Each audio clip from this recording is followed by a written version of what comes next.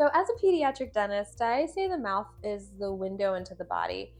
What have you seen in your practice as a healthcare provider in the holistic field that either demonstrates that, or how have you seen it in the inverse where there's something systemic that has manifested in the mouth? I think the mouth is really important for heart disease, and that's an example I often use with my patients is if you have really bad teeth and you need heart surgery, sometimes they make you address your teeth first, right? Yeah. So I think it's a really good way to think about this is the portal. This is kind of gross. We're a hollow meat tube. Yes. We are. We're open on both ends. We are. It's so crazy. You are wild. a hollow meat tube. It's wild. Yeah. This is your first portal of exit to the outside world. So what are you going to put in there, and how are you taking care of this? Not just dental health, but going through palate expansion with my kiddos and seeing the impact on their health.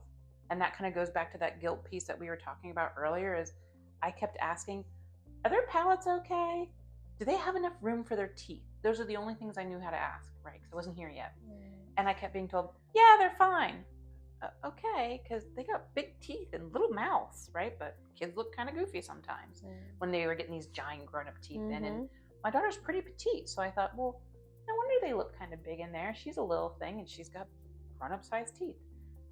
So I wasn't really getting the answers that I was looking for. And then to see the impact on their health that changing their palates has done is pretty wild. And even when I look at kiddos and they're real young and they got a lot of caries, that always starts concerning me about what does their diet look like. I'm not saying that you can't have dental issues with a really great diet, but they often go hand in hand. And it's a great entryway to talk about snacking.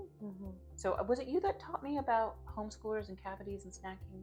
Oh, yeah, I do have a lot of kids that are, we did probably talk about that, that are homeschooled and they have access to the pantry. Yes. And it was the same thing that happened during the COVID era, because I had all these kids that were coming in now, mouthful of cavities, and normally hygiene is great. Parents are on top of things. They were at home. It's the same concept. Yeah, they're coming in. A frequency of snacking puts you in a high risk category for cavities. And that's a really fun thing to talk about with families is even when your diet's really good, a lot of the organic gluten-free stuff is still junk, right? So getting palate expanders has made us take a step back and think about how many convenience foods we had. They were organic gluten-free. They still weren't necessarily the best choices. One thing we did is we have a mouthwash dispenser upstairs and downstairs, and it has a little cool cup with a magnet, and it shoots out a certain amount of mouthwash, and they know they eat, they rinse, they eat, they rinse. Perfect. But the palate expanders have really cut down on the snacking. So even when you're snacking on good foods, just really setting those habits in childhood. Should humans be snacking all day long? Spoiler alert, no. No. I know. And harder foods too for jaw development. And another thing that puts kiddos in a high risk for cavities is having a dry mouth. Really anybody, but it's so uncommon to see it in children. But now it's becoming more common because of mouth breathing. It's not normal. It's common, but it's not normal. Like we were talking about with some of the other hormonal issues that women face with kiddos and their airway. We're seeing a narrow palate, high palate, airway issues, and disordered breathing, and cavities coming as a result because their mouths are dry. But sometimes diet is fantastic and hygiene is great. Like, where are these cavities coming from? That also puts them in a high risk for category for cavities. And so what are some other oral signs that can indicate there's something deeper going on systemically?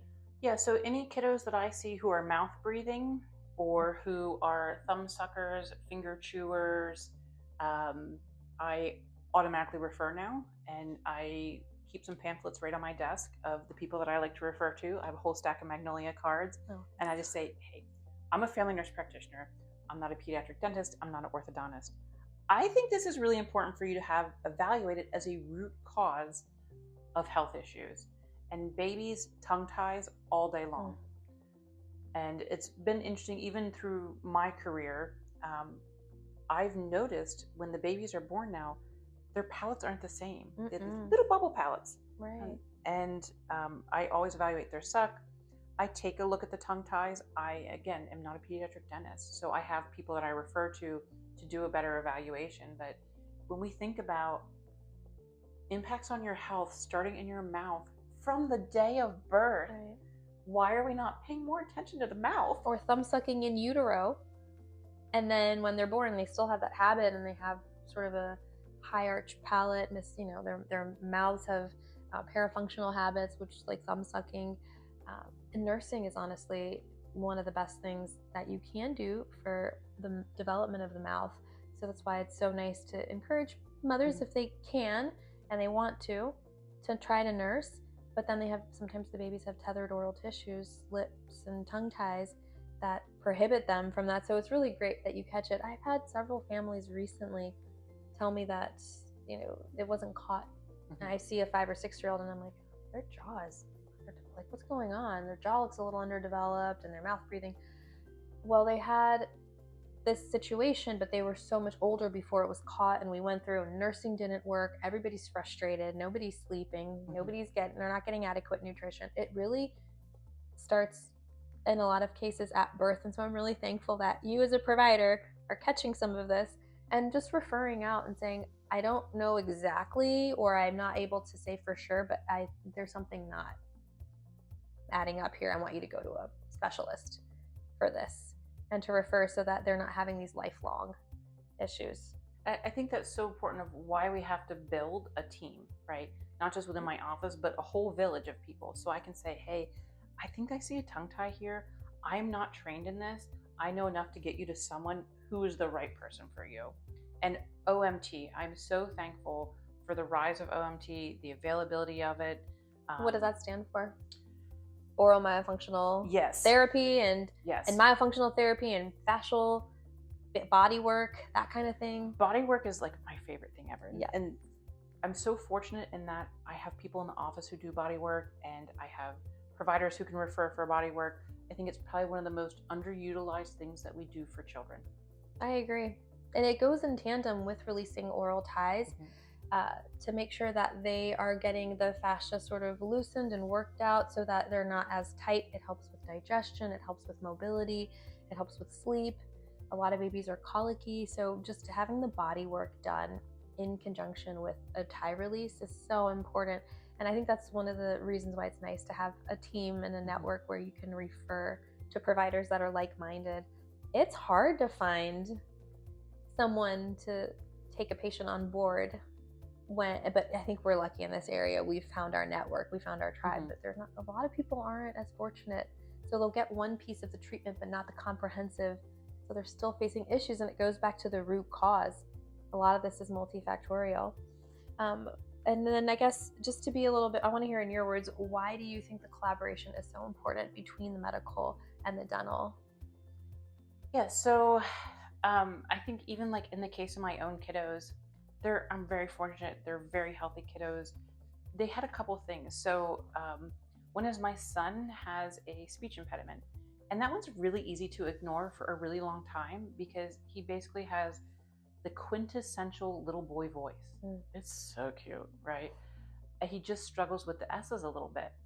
And by the time he was like 7 and it wasn't clearing on its own, I said, this is really cute at 7. This isn't going to be cute in a boardroom at 45. So I know that we need to start working on this sooner than later. And, this is where the mom guilt comes into play. He had a speech impediment because his tongue is too big for his mouth, and he has a posterior tongue tie, and the jaw is back too far, and he has a crossbite. None of that was picked up on. I never would have picked it up as a medical provider, right? I just was doing speech therapy. That's what we were supposed to do. And now there's no speech therapist to blame. We were following a lovely woman on YouTube and doing the exercises at home because it's one more service that we would have had to pay for out of pocket. So I think without that dental piece to say like, yes, he needs speech therapy, that will never fix this issue. Yeah, because the tongue is constricted. It was. Right. And in hindsight, he was a screamer. So I had to take videos to show to specialists to convince them that I didn't just have, quote, a fussy baby. which has been completely normalized, right? Yes. So they knew I was a health professional, and I would say, look at the video of this child screaming bloody murder.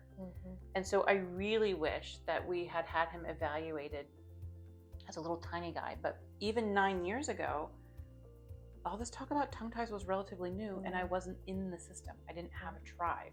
I was in traditional medicine, and all they would check was an anterior. And that kid has a great anterior tongue.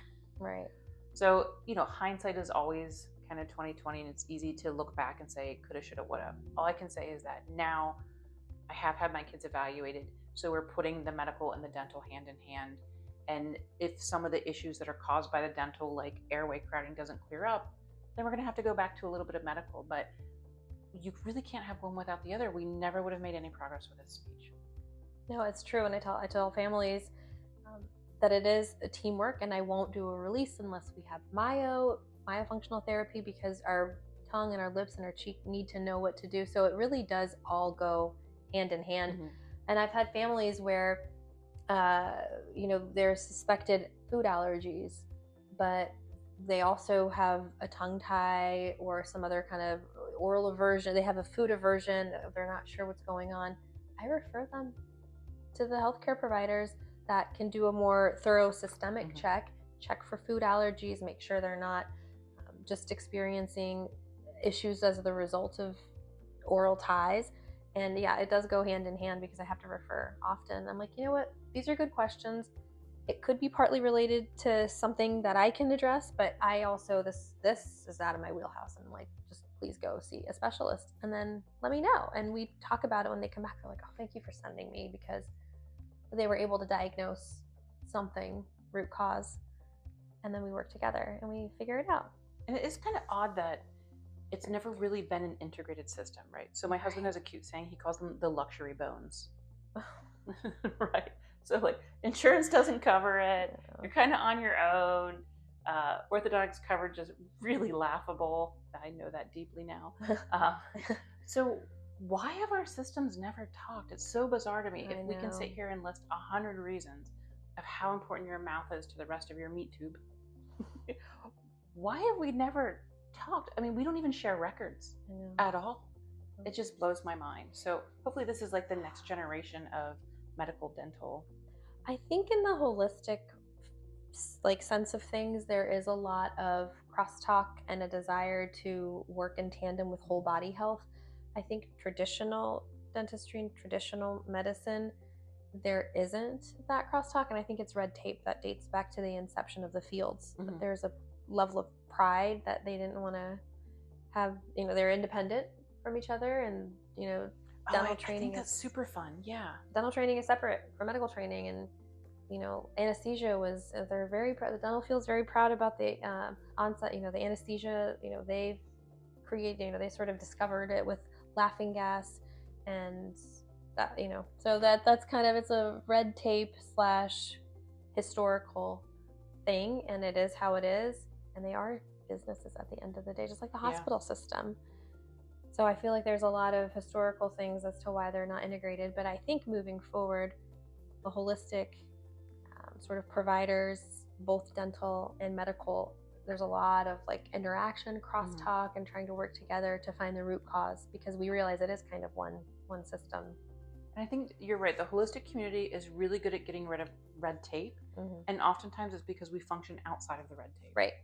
So I love not being in an insurance model, because I can just focus on giving the best care to the patient. And I don't have to worry about being told my visits are too long, or I'm not charging enough, or I need to see a patient every 15 minutes. And you are attracting the patient that wants that kind of care. And that's how it is here. And that's why we're out of network. I mean, we still submit, but to insurance when we can. But we don't want them dictating to us, which they do, because it's a business to them. Insurance is a business at the end of the day, and the entity that profits the most is the insurance company.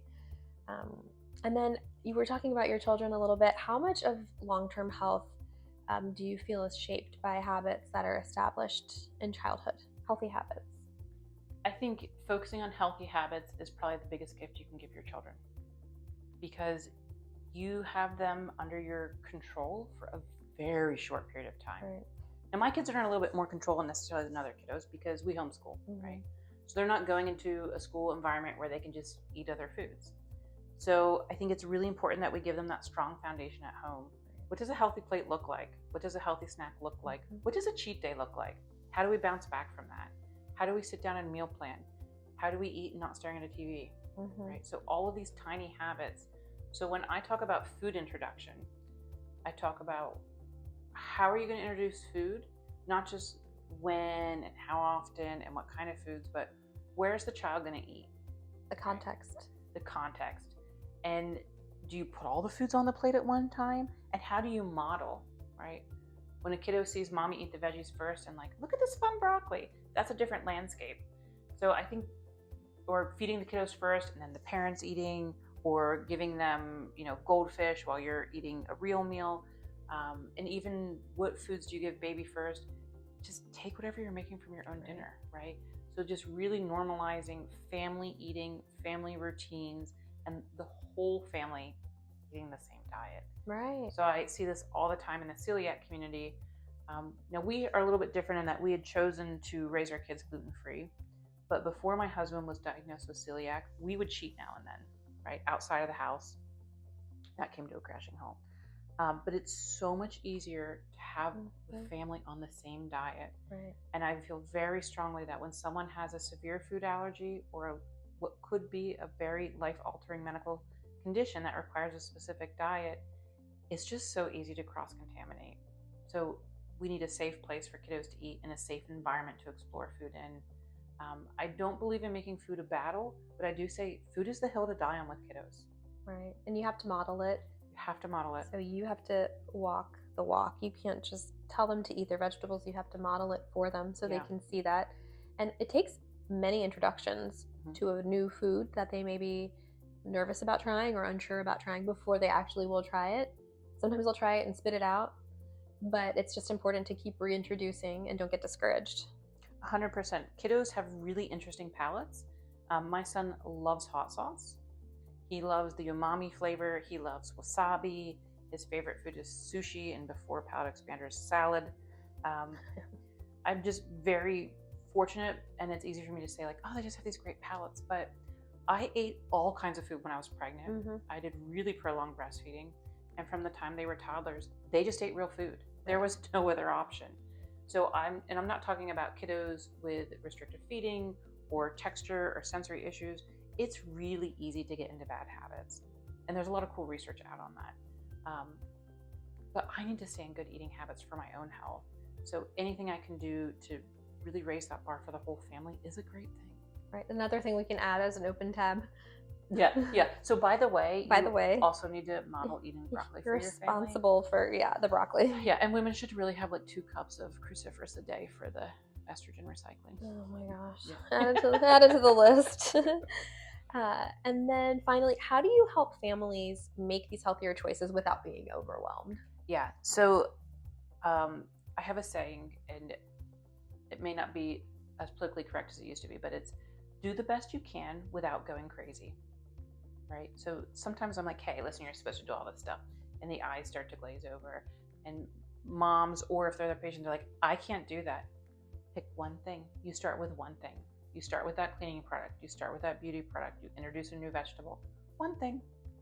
And then next week, yet another thing. Slowly. And then life's going to happen. And something's going to get crazy. And you can't do one thing that week. And that's okay. Because then the next week, you'd pick one thing. Right. Yeah. And then at the end of the year, you've had many one things. And you've already made your life better along the way. Yeah. And you're gaining knowledge too.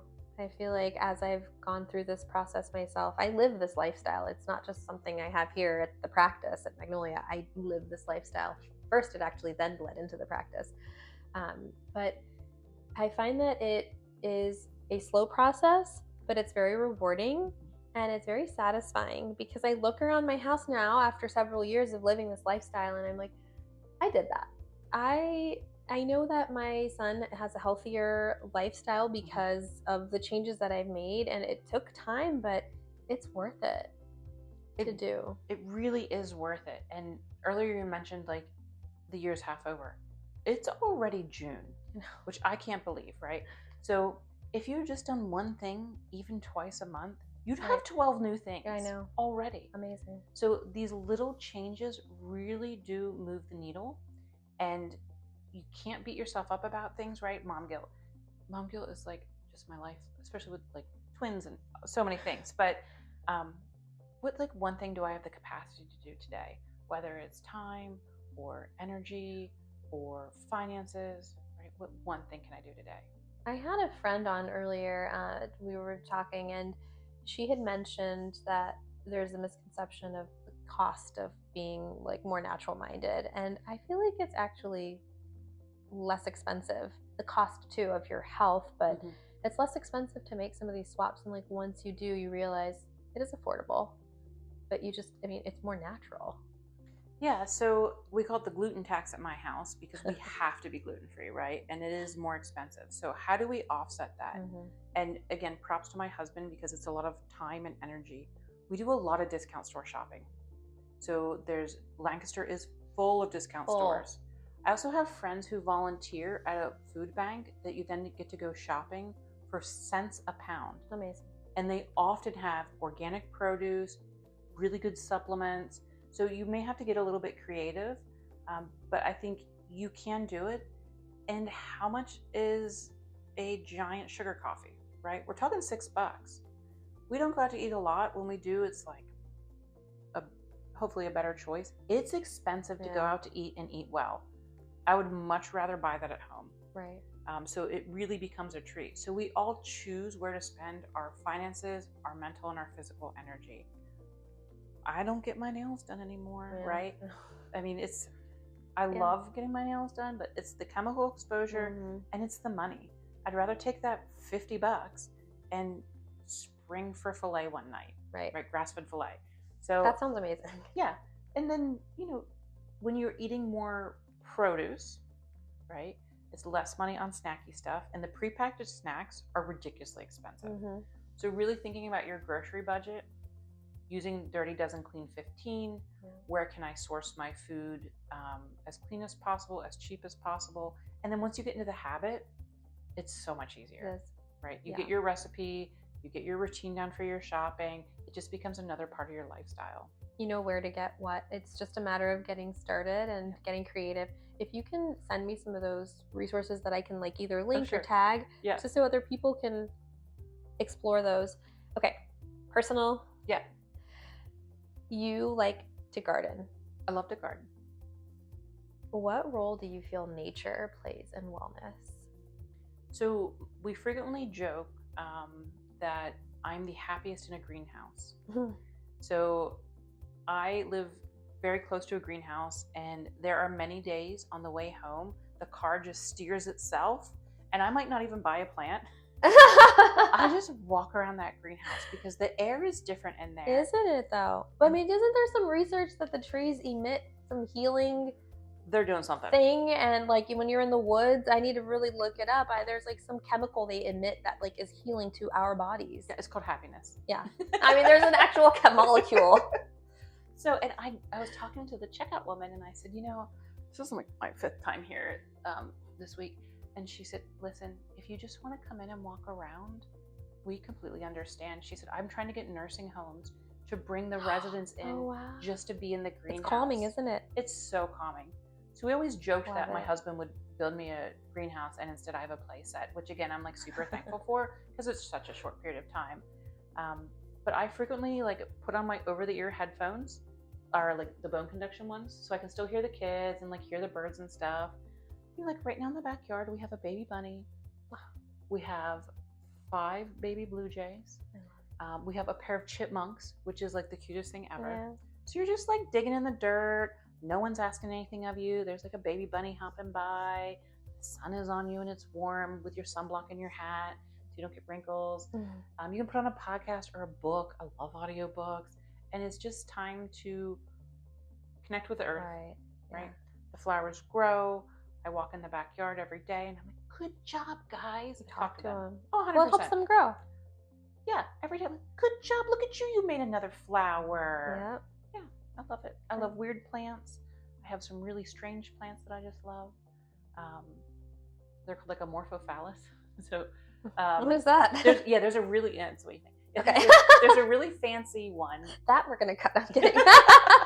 So it's a really big flower. It's called a corpse flower. They're carnivorous. That plant's not carnivorous, but it's pollinated by flies. So it smells like dead meat. Right? Ooh. So in South America, they have these huge ones, and you can find those at like Longwood Gardens and the botanical gardens. But I have these much smaller ones that grow in my backyard. Mm-hmm. So like, I love strange plants or black flowers. Yeah. So cool. Lenten roses. Like there's some really pretty black ones. I like green flowers. Like anything that's just a little bit Have unusual. I seen a green flower? I have a green echinacea that I just love. It's like a lime green. Oh, cool. Yeah. Anything like unique and different. Yeah, it's just... It's like visual stimulus. Yeah. And then the sun is giving you all of... I mean, I know the UV rays, but it's so healing to be 100% in the sun and feel the wind and to get the fresh air. Because we're inside so much. We are. Right? I know. And we're sitting all day. Right. Fluorescent lights are terrible. Fluorescent lights are awful. Recycled air. Right. Yeah. We use natural lighting as... I actually had a literally mother yesterday. I was like, I love all the natural light in here. I turn the fluorescent lights off when I can. You know what was so cool? When I brought my kids here, you had the lights off, and then to evaluate their palettes, you brought them to the window. Yeah. And I thought that was so cool. We get great lighting. There's nothing better than sunlight, and it allows me to see. Sometimes I'll take my flashlight in there if I have to, but the fluorescent lights are just they gotta the worst. Yeah. The worst. Okay. Okay, personal. What is one healthy habit that you have established that you feel has brought you the greatest amount or the most satisfying amount of wellness? Yeah, so I cannot follow all my own advice, right? I have a very high stress life. I do a lot of things. I travel a lot anymore, and I don't always get to eat all of the foods and all of the amounts that I want. So I found some hacks. So I start my day with a drink concoction to help me meet my goals for the day. So I do collagen for hair, skin, and nails. That's an incomplete protein. So I add in perfect aminos, and then there's a great little product called Trio that is collagen, creatine, and electrolytes. Ooh. I love it. So perfect aminos berry plus Trio, I think it's actually called citrus. Tastes like strawberry lemonade. We're gonna have to get all this information down because that sounds amazing. That's my favorite new drink. So it's like so good in the summer. I try not to do a lot of whey protein, but that is one of my cheats. Mm-hmm. Wicked Protein is dye-free, artificial flavor-free, and I think their sugar is stevia because I only do stevia or monk fruit. Right. But it's a clear protein because in the summer, like I can't do a thick protein shake. Yep. Nope. But I'm trying to hit 100 grams of protein a day. Bone broth? Bone broth, right, another great one. So what little tricks can you do to meet your goals for the day when you know you're not going to hit them, right? Because otherwise I'm just going to be disappointed. No. And I'm going to beat myself up. And then tomorrow's going to be worse. So I found these little tricks. Like I always make sure to start my day with all of those things. So I already have a jump start. And you're getting hydration in too. That is another huge thing I've done is I've always been a bad water drinker. I fell in love with ice when I was pregnant with the twins in the hottest August on record. And so if I have an icy drink, then I will drink that water. Or like that combo, I'll suck that down no problem. And I put it in 40 ounces of water. Great. Yeah. So you're getting all your hydration. I love that. Okay, last question. Yeah. What is one supplement that people commonly misunderstand? And I saw something Turnpaugh posted, and it was like, these are the 6 supplements that we all agreed on. Oh, yeah. And that was so much fun. I loved that. Fun. And I added a supplement from that list that I was missing. Oh, good job. Oh, there's so many answers. I have a lot of favorites, but my favorite answer for this question is creatine. So, and I've recently got, I still have a lot of like traditional medical things that come through. And there was a whole bunch of healthcare providers talking about how horrible creatine is because these young guys come on creatine and it's destroying their kidneys. That's not how it works. Right. So when you take creatine, it can artificially change your lab value. It's not a true lab value. It's noise from taking creatine. And so if I'm really concerned about someone's kidney function, I'll get a different set of labs. I'll run a renal panel instead of the metabolic panel. Right. And I'll get a cystatin C. the thing I usually do the first before I order anything fancy is I say, you know what? Don't take your creatine for a couple days. Let's rerun this $9 blood test. 99.9% of the time it comes back normal.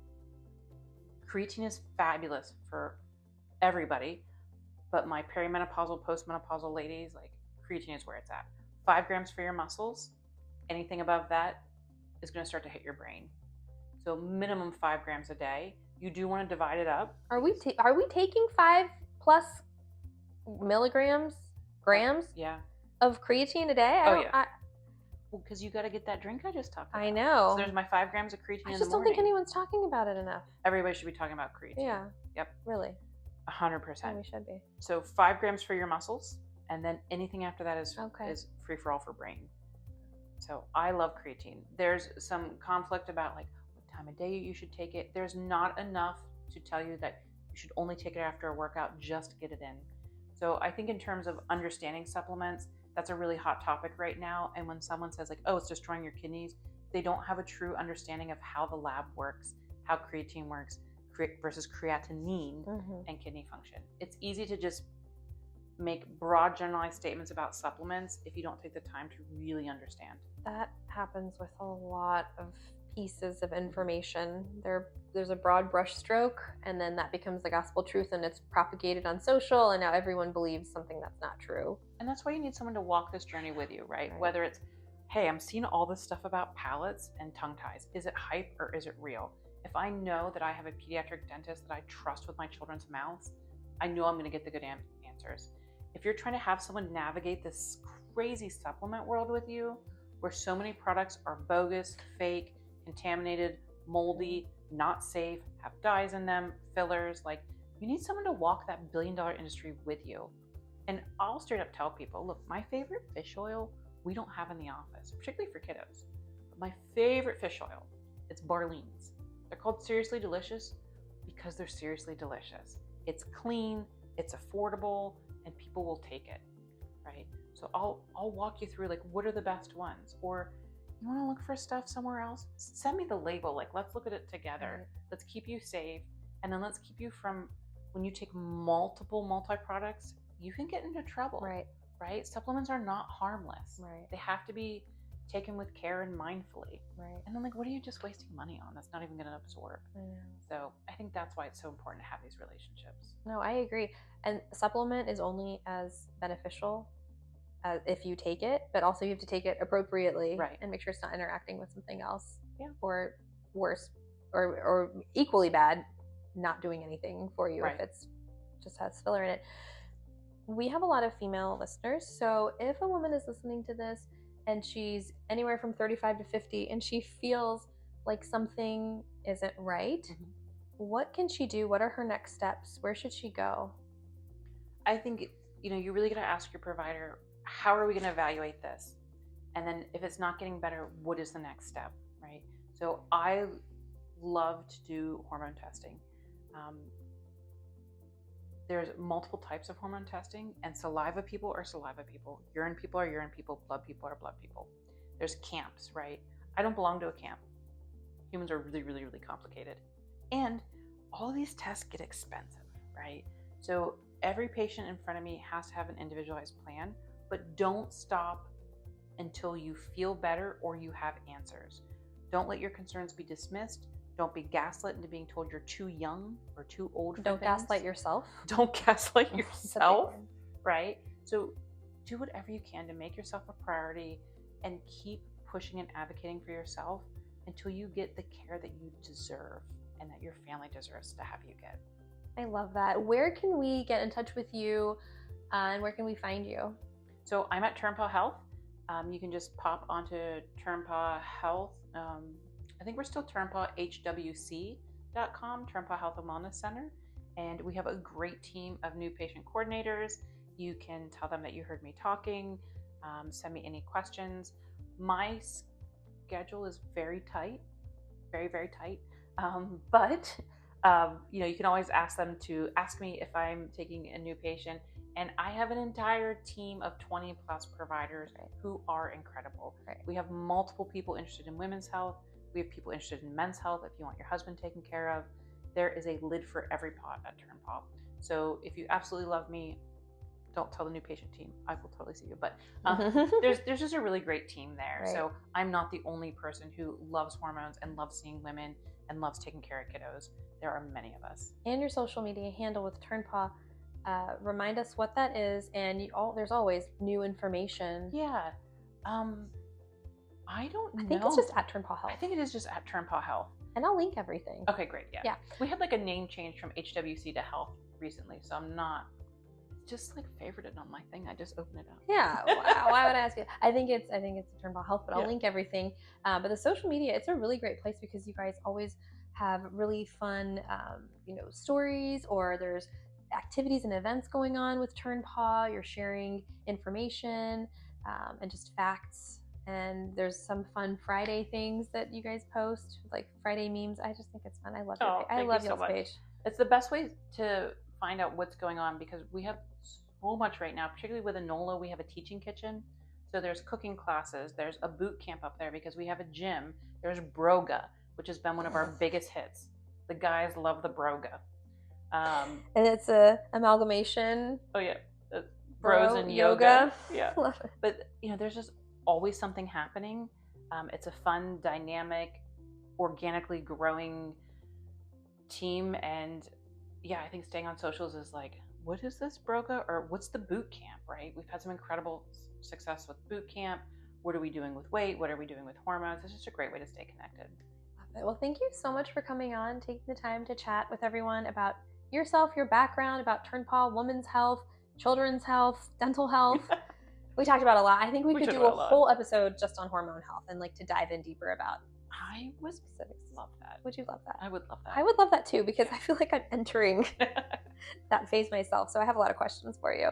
Yeah, and it's not all bad. Like, this is a fun phase too. It's another chapter. We just live a dynamic life. We do. And we're very fortunate. Changing. Yeah, especially as women. We're very fortunate. On that note, let's go get something to eat. That sounds great. I would love that. All right. Thank you so much. You're welcome.